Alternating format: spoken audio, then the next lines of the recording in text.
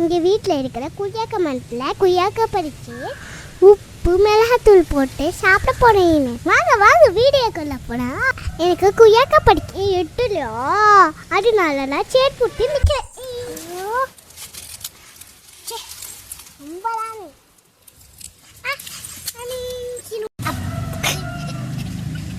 எங்கள் வீட்டில் பார்த்தேன் குய்யாக்கா. தண்ணி வேஸ்ட் ஆக்காம நான் செடியில் ஊற்றி கழுவுறேன். உப்பு மிளகாத்தூள் குய்யாக்காய் வச்சு சாப்பிட போடுறேன். நடுவில் செவப்பாக இருக்குல்ல அந்த குய்யா கட் பண்ணிக்கிற பீஸை எடுத்துக்கலாம். இதில் மிளகாத்தூள் போடுறேன், இப்போ உப்பு போடுறேன். இப்போ இதில் ஒரு பீஸ் எடுத்து உப்பு மிளகாத்தூள் வச்சு சாப்பிட்டேன்.